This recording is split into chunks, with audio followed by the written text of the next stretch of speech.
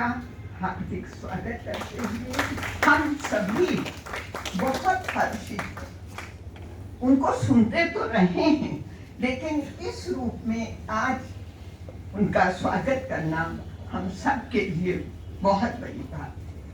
परम आदरणीय श्रीमती विद्या मिश्र लोक संस्कृति सम्मान और पद्मश्री डॉक्टर विद्या सिंह, अब बस क्षण आ गया है सम्मान का। और श्रेष्ठ व्यंग लेखक, बाल साहित्य रचनाकार आदरणीय श्री सूर्य कुमार पांडे जी का को सम्मानित किया जा रहा है डॉक्टर लक्ष्मी शंकर मिशन सम्मान से। मंचस्थ अतिथियों से निवेदन है कि भी हमारे डॉक्टर आदरणीय श्री सूर्य कुमार पांडे जी का सम्मान करने की कृपा करें। गूंजती रहे तो सम्मान का उत्साह द्विगुणित हो जाएगा।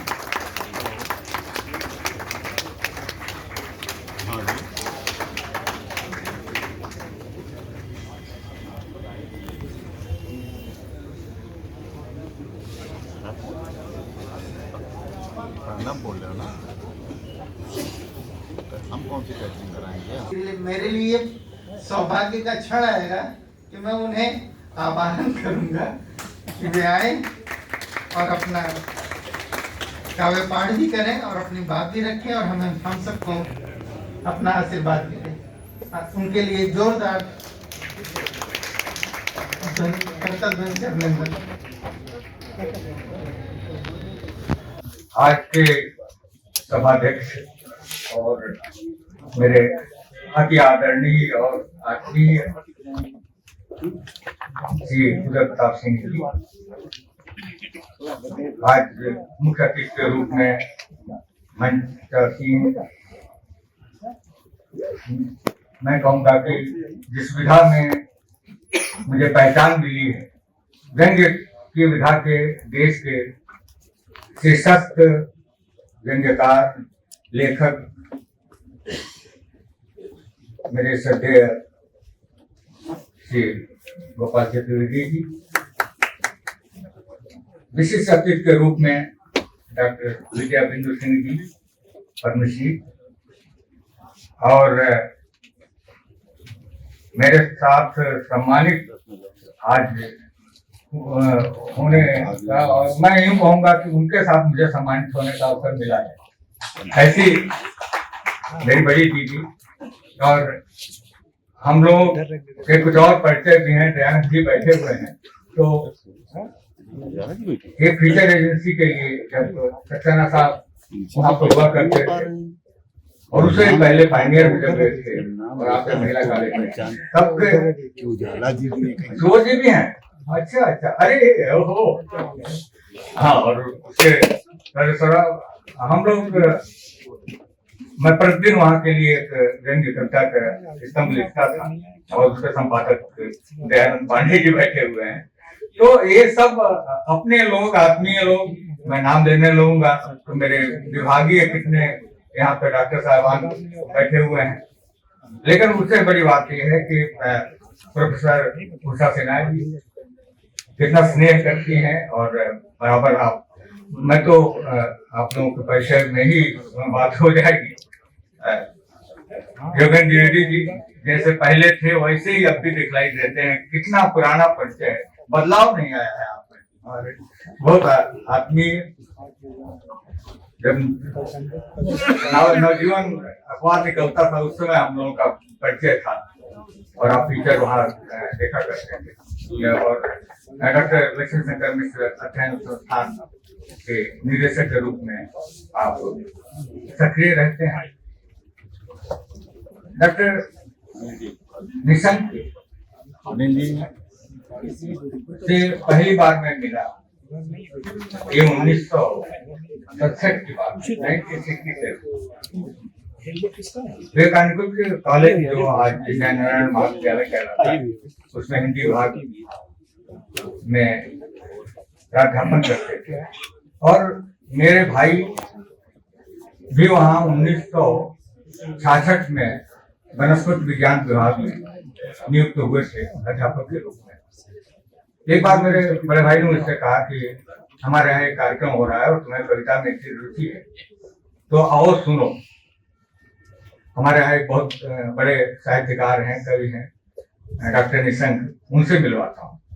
1967 में मैं पहली बार गया उस समारोह में और डॉक्टर निशंक जी से दर्शन किए, उनसे मुलाकात हुई। मेरा सौभाग्य रहा कि उस कार्यक्रम में डॉक्टर कामिल बुल्के मुख्य अतिथि के रूप में आए हुए थे। कई सम्मेलनों में साथ रहे, उनकी अध्यक्षता होती थी, मैं संचालन भी किया करता था उस समय। और इतना सौम्य, इतना सरल शांत। एक बार मैं एक सम्मेलन में बुलाने गया, गुरुदेव को मैं स्मरण करता हूँ कि तो उनके ड्राइंग रूम में वो कानपुर कॉलेज के परिसर में रहते थे और उनको भाई अनिल जी सब परिवार के लोग, आलोक जी सब कराची तो उस समय वहां होंगे, कम उम्र के होंगे। तो रत्न जी के सामने मेज पर थर्मोमीटर रखा हुआ और उस समय हिंदी के एक व्यंग्य कवि के कवित्व छपा करते थे नियमित स्तंभ के रूप। डॉक्टर निशंक जी ने मुझे एक कवित्व उसमें से दिखाया और पढ़ा और कहा कि इसमें अशुद्धियां हैं।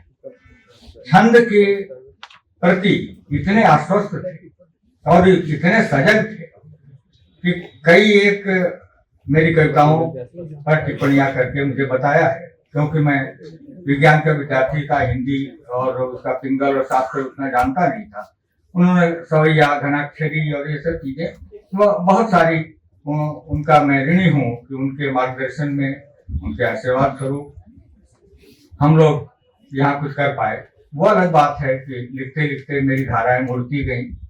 मैं हालांकि गीत लिखता था और नवगीत लिखा करता था, फिर मैं बच्चों की कविताओं की ओर मुड़ा, फिर मैं व्यंग्य कविताओं की ओर मुड़ा, फिर मैं व्यंग्य गद्य लेखन करने लगा और उसके बाद कवि सम्मेलन जिसे आपने बताया, वो जो आप टीवी पर देखते हैं या आजकल मोबाइल पे सब चीजें आ गई हैं, वो कतई अलग है। और जो वो मनोरंजन की दुनिया में हम लोग जाते हैं तो उसके लिए स्क्रिप्ट अलग तरह की, काम अलग तरह का करना पड़ता है।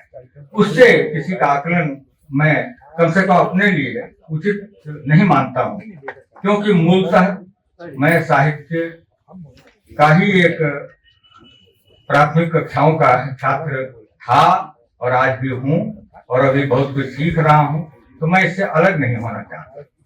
आज ये सम्मान ये निशंक संस्थान जी के, निशंक जी के जो अध्ययन संस्थान स्थापित किया है उनके परिवार आपने वो मुझे प्रदान किया गया। इस श्रृंखला में एक नाम मेरा भी जुड़ गया, जिसे मैं अपना सौभाग्य मानता हूँ, अपना सौभाग्य मानता हूँ।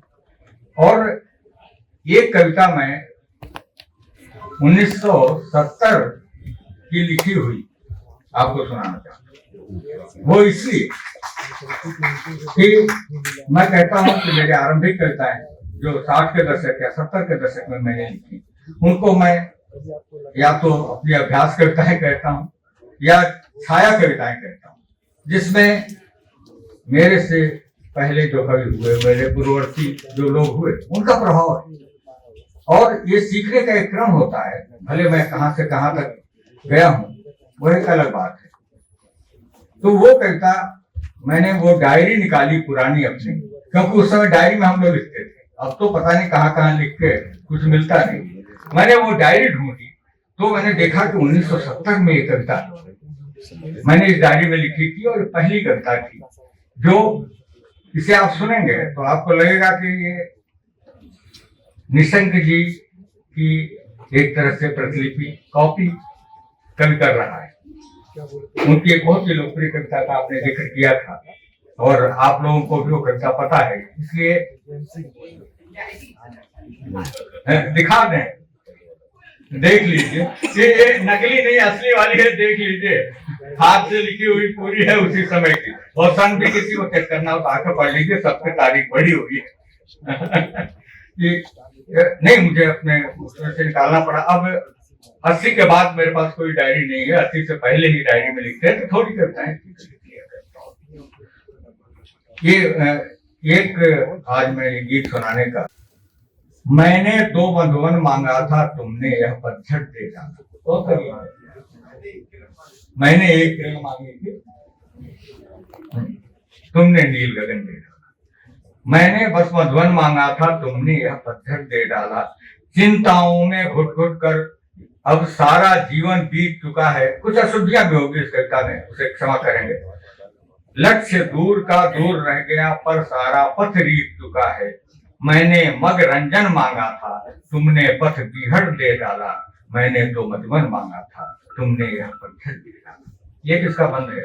मेरे जीवन की गाथा है, मन के इट से तन के अथ से मलया नील भी दूर रहा है।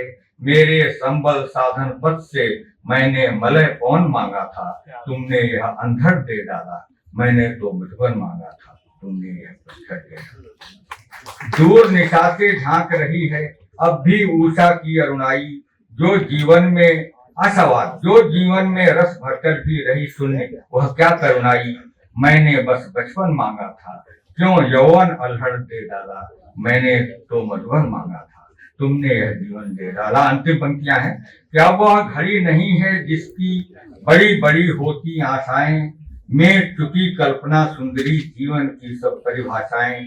मैंने मात्र वचन मांगा था, पर क्यों कर यह प्रण दे डाला। मैंने तो मधुवन मांगा था, तुमने यह पत्थर दे डाला। तो देखिए, निशंक जी की परंपरा को ही, या यूं जिसको मैंने छाया कविता कहा, छायावादी कवि नहीं लेकिन छाया कविता है, और इसको इस तरह से लिखते हुए हम आगे बढ़े हैं। और एक कविता किस तरह की मैं आपको सुनाऊं। एक रचना आदरणीय हमारे प्रताप जी बैठे हुए हैं और आपके समकालीन, आपके अनन्य, आपके बहुत आत्मीय मित्र मुकुट बिहारी सरोज। ये दौर था जब मानता हूं कि गाने पर एक अतिरिक्त स्वर का, सस्वर पाठ का एक लाभ मिलता है सुनाने पर, लेकिन ये कविता बिल्कुल छाया कविता। मैंने अपनी पुस्तक में इसे लिया था। ये रचना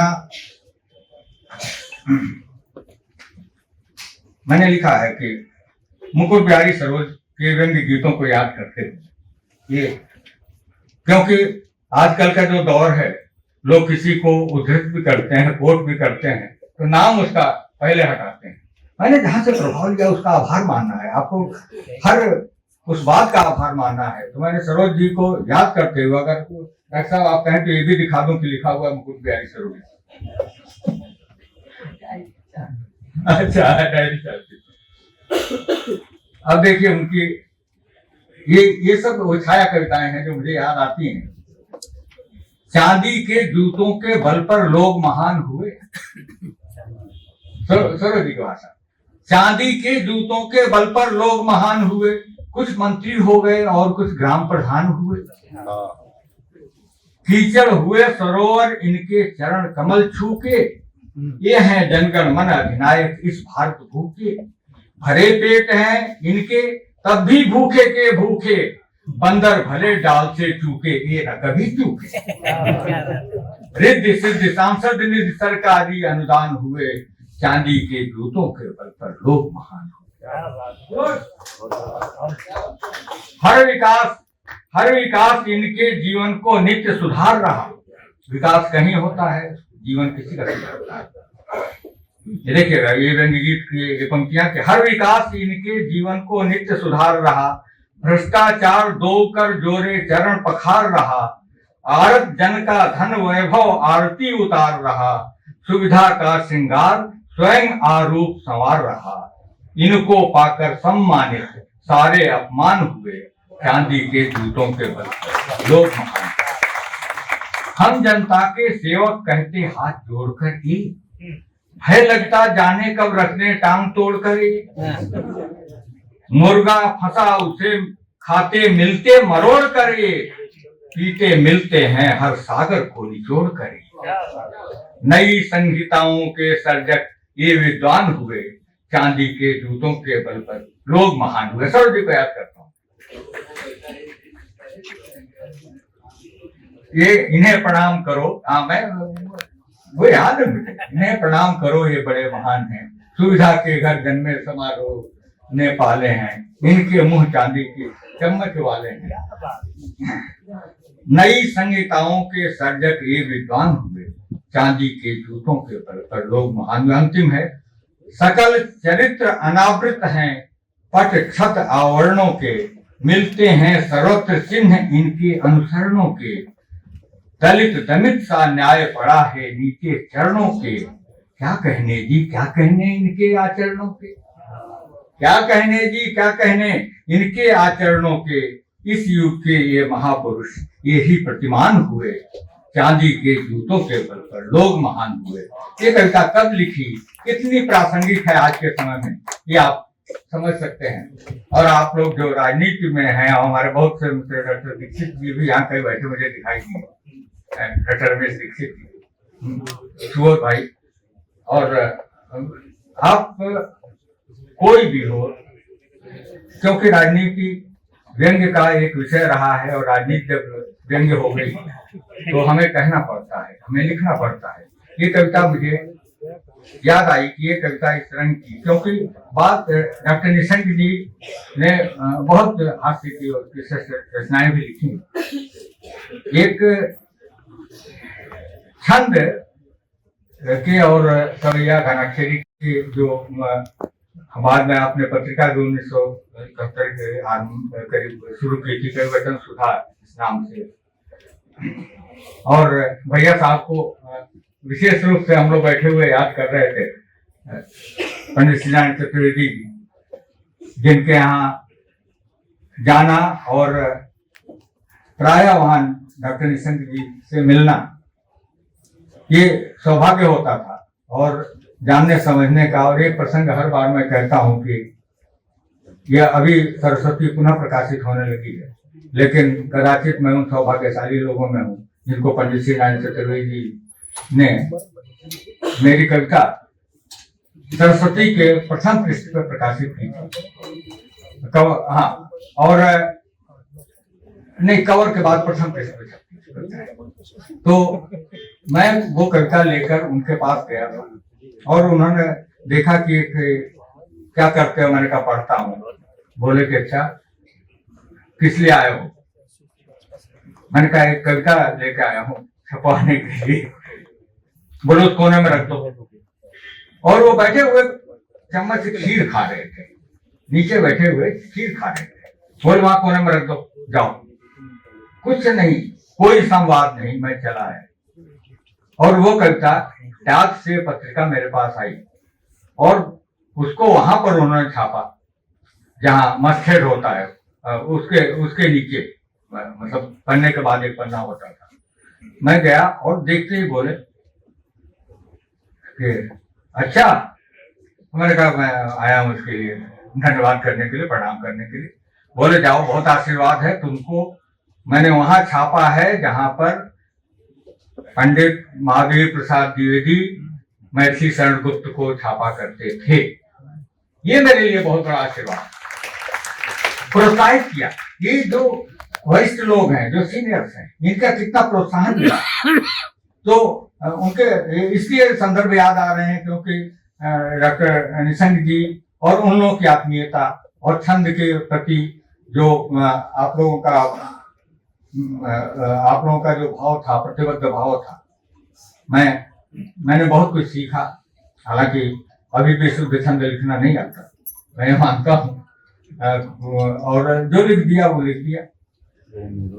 एक इधर की 4 पंक्ति का छंद भी सुना देता हूँ। राजा गए, रानी गई, नानी की कहानी गई, बातें बचकानी गई, देखो नौखेज तुम। आज के समय में थोड़ी भाषा में कविता के मेरे बदलाव गया है बात के वर्षों में। राजा गए, रानी गई, नानी की कहानी गई, बातें बचकानी गई, देखो नौखेज तुम। सुमुख सयानी गई, बातें वो पुरानी गई, टॉपलेस ड्रेस और पाओ खुले केस तुम। कहें कवि पांडे गए, ज्ञानी संत बानी गई, टीवी वाले बाबाओं के सुनो उपदेश तुम, और बातें खानदानी गई, खेती और किसानी गई, आई प्रधानी जानी, लुटे रहो देश तुम, आई तो व्यंग्य को छंद में लिखने का, क्योंकि छंद के आप सिद्धार्थ रचनाकार प्रताप जी हैं और व्यंग्य के गोपाल जी। आप लोगों के आसपास की कुछ कविताएं मेरा मन हुआ कि मैं पहले सुना दूं। आपने जिक्र कर दिया बाल कविता। बाल कविता ने भी मुझे पहचान दी, और कहते हैं कि एक कवि की सार्थकता है कि वो पाठ्यक्रमों में पहुंच जाए, सरकारी पाठ्यक्रमों में मुझे जहां तक लगता है कि कुछ के पंखे जैसे होते, कुछ के होते छोटे कान, बड़े कान जैसे कि हाथी के उसके होते हैं। हाँ, ये डॉक्टर अली बेहतर समझेंगे, ये बच्चों के लिए कहानियां लिखते हैं हमारे, और इस संस्थान से भी जुड़े हुए हैं। कुछ के पंखे जैसे होते, कुछ के होते छोटे कान, कान खड़े हो जाते जिनके उनकी है अपनी पहचान। किसके कान खड़े होते हैं रहते हैं वो आप लोग बताने की आवश्यकता नहीं है, देख कर समझ जाइए।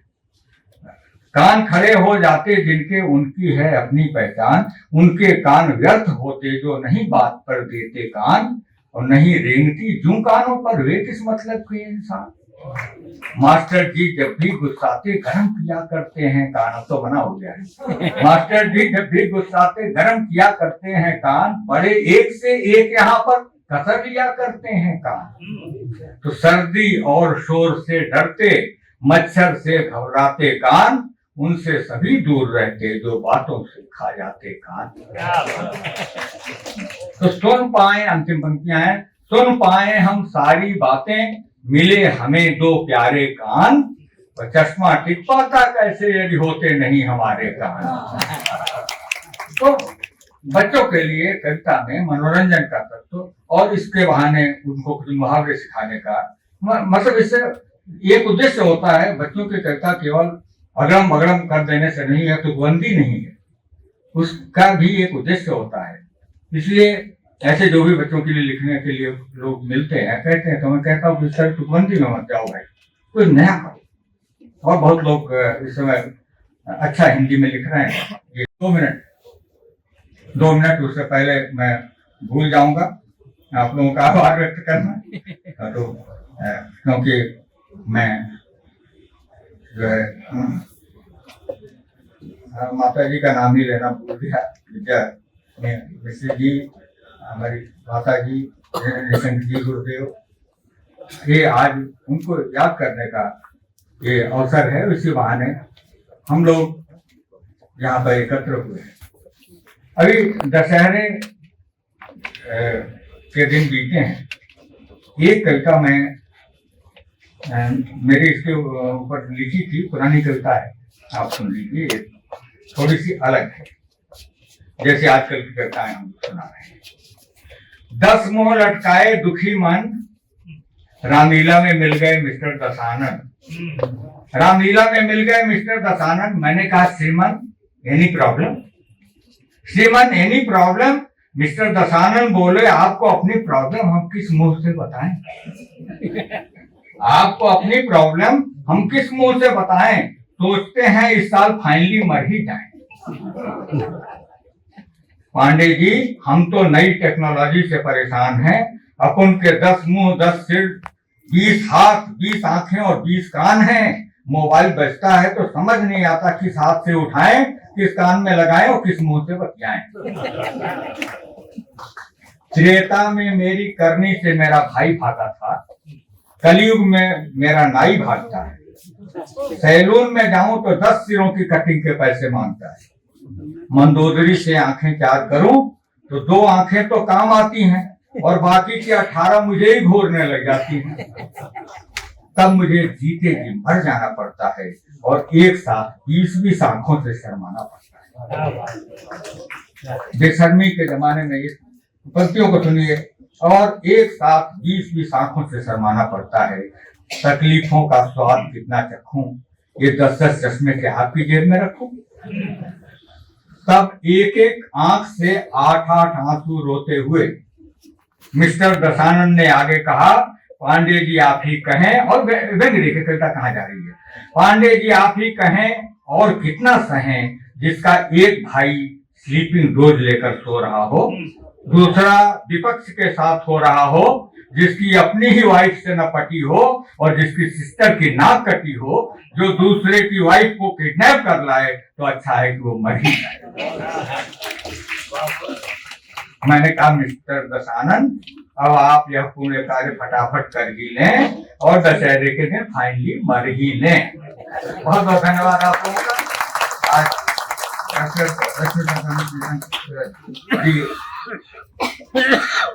इस संस्थान की ओर से, और मैं बहुत आभारी हूँ आप सबके आने के लिए। और मेरे जैसा कि आपने स्वयं कहा, जो मैं कहने जा रहा था वो उन्होंने अंत में स्वयं ही कह दिया कि आज मंच जो है चुटकुले और पता नहीं कैसी कैसी कविताओं के द्वारा जो है हमारे समक्ष प्रस्तुत हो रहा है, उसको समृद्ध करने की आवश्यकता है। और जब तक आप जैसे मनीषी साहित्यकार हैं, तब तक हमारे मन में एक आशा जरूर रहेगी।